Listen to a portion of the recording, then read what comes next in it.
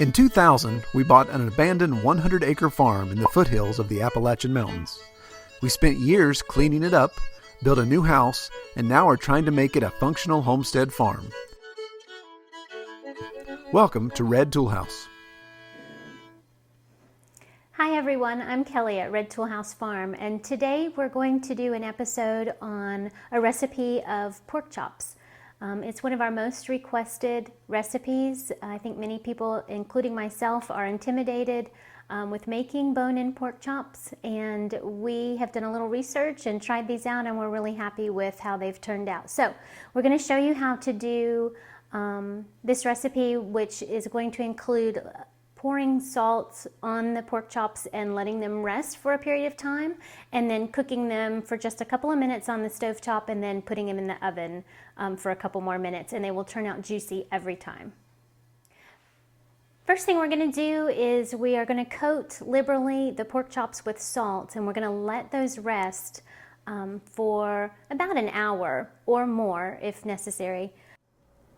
Okay, the things that you're going to need for this recipe are delicious pork chops like you can get at Red Tool House Farm, olive oil, salt, and we are using a coarse kosher salt for the resting period.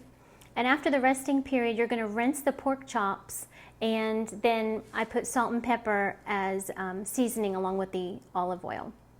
You're also going to need a meat thermometer to make sure that your pork chops are finished, and an oven-safe skillet. And we use a cast iron skillet, but any oven-safe skillet would be fine. And another thing you'll need is a timer. These pork chops are not going to take very long to cook, and you're going to want to stay right with them and check them after just a few minutes. So that's a critical piece of equipment for this recipe. Okay, so we're going to take our coarse salt and sprinkle it liberally on both sides of the pork chop to ensure that you get juicy, tender pork chops.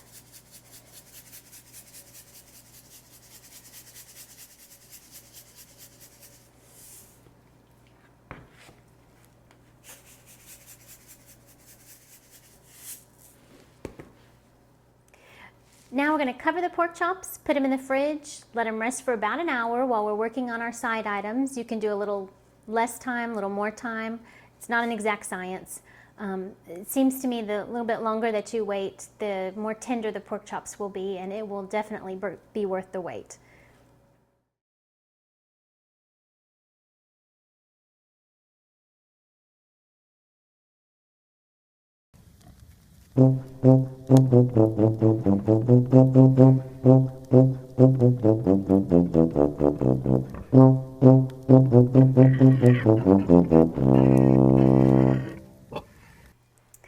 Okay, so we've got our pork chops out of the fridge, and we've already gone ahead and rinsed them and patted them dry as best we could.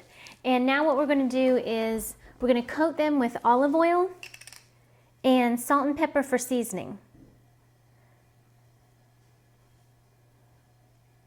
We have our pans already heating up with the oven inside of the oven.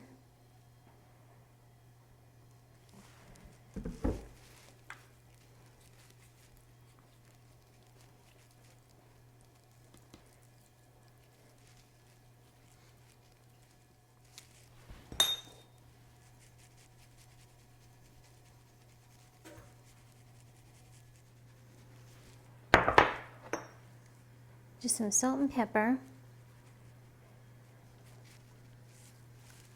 And then we want to do the other side.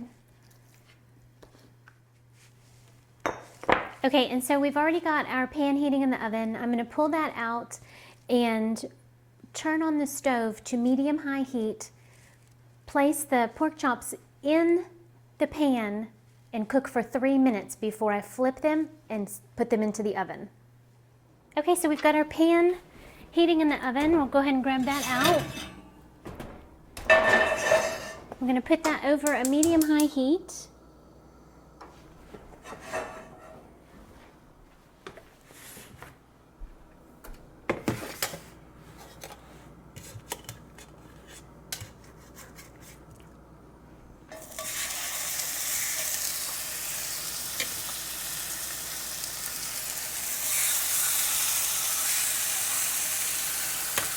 And we're going to let these cook for 3 minutes on one side, flip them, and then put them in the oven for the remaining cooking time.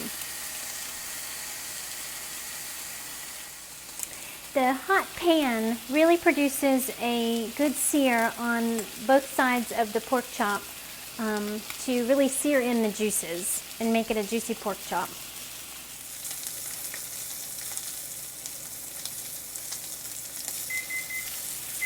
Okay, we'll go ahead and flip the pork chops.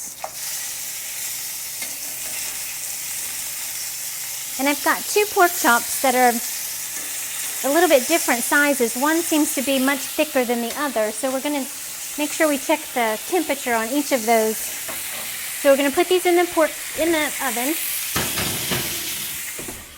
And we're going to set a timer. We want to cook these for about 6 to 10 minutes, depending on the thickness, but be sure to check your internal temperature, maybe starting around 4 to 5 minutes. You want the internal temperature to be between 140 and 145 degrees, and it will continue to cook after you take it out of the oven when it's tinted with foil. So you may take it out a little before 140 degrees as that temperature will continue to rise. Okay, we're going to go ahead and check our temperature.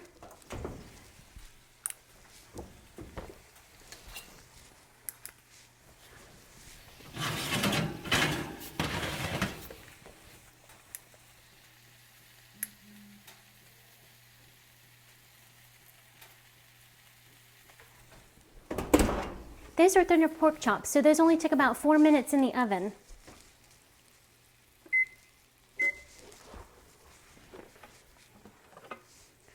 And what you want to do is you're going to go ahead and plate your pork chops and tint them with foil for 5 minutes.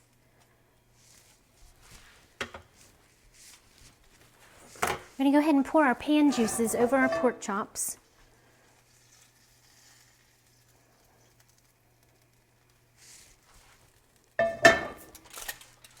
And we'll just loosely tint that with foil and let those rest for about 5 minutes. Okay, our 5 minutes are up. We've got a pork chop plated here. It's rested for 5 minutes under the foil and the juices should be redistributed. So let's go ahead and give it a cut and give it a try.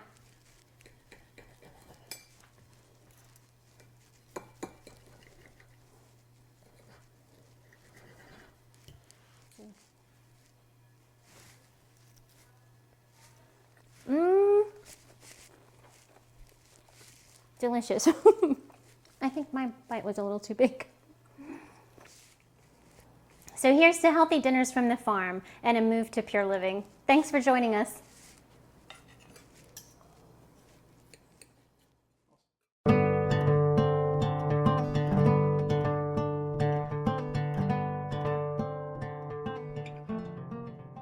Tent, and it's time to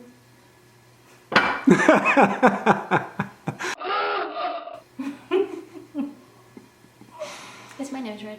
Mm-mm. Okay.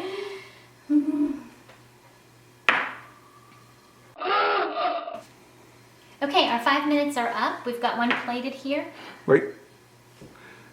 Okay.